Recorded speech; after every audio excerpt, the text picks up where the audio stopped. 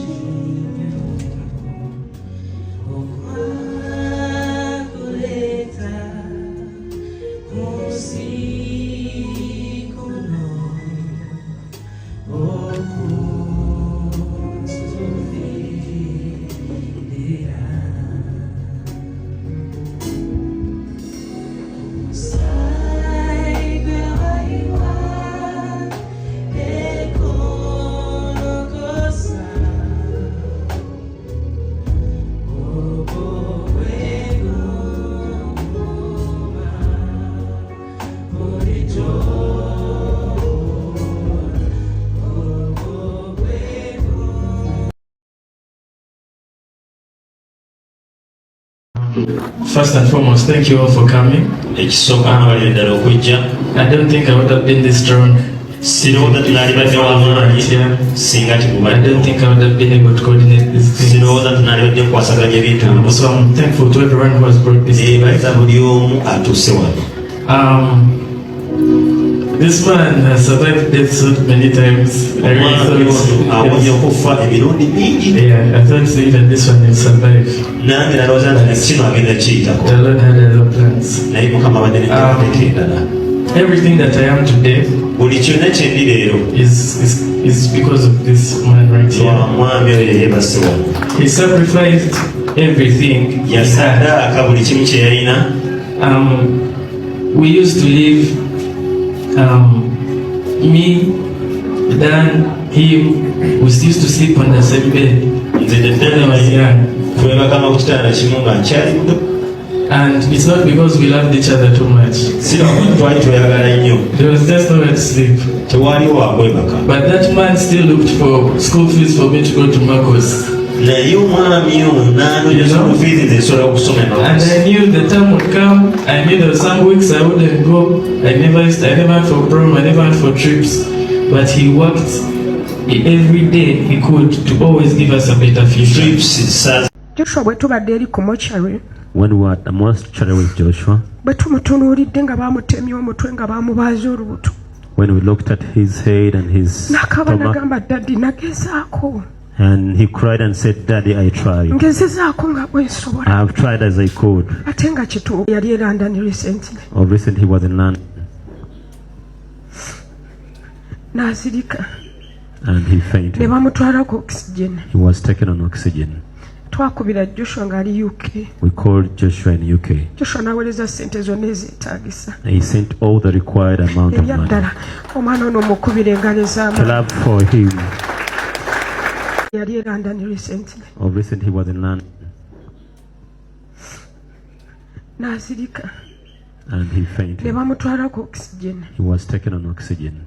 Twakubira Joshua ng'ali UK. We called Joshua in UK. Joshua n'aweereza ssente zonna ezeetaagisa. He sent all the required amount of money. Ebyaddala omwana ono omukubira engalo To ez'amaanyi. love for him. Seriously, Seriously. tafudde kubanga yabuliddwa eddagala. He did not die because he lacked treatment. Tafudde kubanga teyafunye amufaako. He didn't die because he lacked someone to look after him. Naye ŋŋamba nti ekiseera kibadde I kituuse. just know that his time has come. Bayibuli egamba mu Yobbu essula ya 14 Job 14, nti buli omu Katonda yamuteekateekera ekiseera kye that God has prepared each one's time n'olunaku and day n'essaawa and hour, z'otayinza kusukka. and you can't exceed them. So tukkiriza Katonda We believe God nti ekiseera kye kyabadde that kyatuuse, his time has come, kubanga buli omu alina engeri gy'alivaamu kuno. because there is a way each one of us will depart. My dad died in the time when life was changing. Kati tatange afiiridde mu kiseera Truth be told, ng'obulamu we have bukyuka. always had a struggling life together. Tubadde tufubaana naye nga tufuba. Even in these last days before he died, Nzijukira mu nnaku he zino was nga like, "Dad, tanafa. this night was heavy, but I said I will not die." Naga sijja kufa. And he used to wake me up when he's feeling pain, say, "Pray for me, do this, do this." Yanza okusanga ng'awulira obuli And n'agamba sometimes I used nsabira to say, kola "I'm kino. tired. Please stop, I want to sleep." Ne mugamba Say, "Come and nkooye njagala come and kwebaka. do for me this. Come Naga and do ajjangu for me onkolere kino, this." ajjangu onkolere kino. In other words, he died in a moment when things were going to change. Yafudde mu kaseera ng'ebintu bigenda But I'm kukyuka. sure he will be happy of what will become. Naye ndi musanyufu agenda And kusanyukira ebyo sure tugenda I will kufuuka, be happy of what our lives will be. era ajja kusanyukira obulamu bwaffe kye bugenda And okubeera. one of the last statements he told me before he died, Ekimu ekisembayo kye yaŋŋamba nga tanafa, one week back, ewiiki eyise, he told me, "Dan, nanga Ddaani, if you're in this world bw'oba okyali mu nsi muno, and you want to serve God, ng'oyagala kuweereza Mukama, it's better you serve God with a pure heart. kirungi oweereze Mukama n'omutima omulongoofu, omuweereze mu Don't bwesimbu, serve God according to people's standards. toweereza Katonda Just okusinziira ku serve bipimo God by'abantu. genuinely as you." Weereza Katonda And n'omutima Daddy, I gwo nga want to gwe. assure you one thing. Era ddadi njagala I'm kukakasa, going to serve God. ngenda kuweereza Katonda, To serve God. ngenda kuweereza Katonda All my life, n'obulamu bwange bwonna, everything God has given. na buli kyonna Mukama I kyampadde. don't want to speak too much today, Saagala kwogera bingi leero, but I want just to appreciate General Lawrence Okello. Let us give him a salute. on it. nange njala mukubira salute General Lawrence Okello. May your soul rest in the glory of God. Leka obulamu bwo buwummulire mu kitiibwa kya Katonda.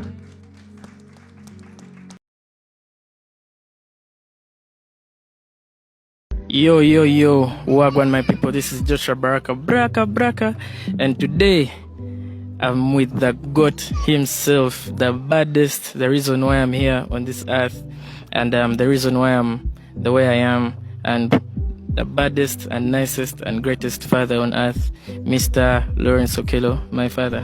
How are you today, sir? I'm fine. Yeah. You okay? I'm quite okay.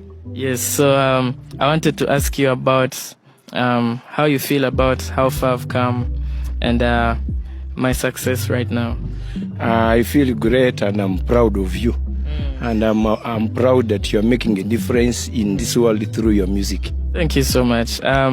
People always ask me how you guys felt when I told you I was dropping out of school. How can you describe that moment? How did you feel about that time? Oh, Josh, now grown up, I thought you would go. I thought you'd go right now, and then things went left. Yes, and on 29th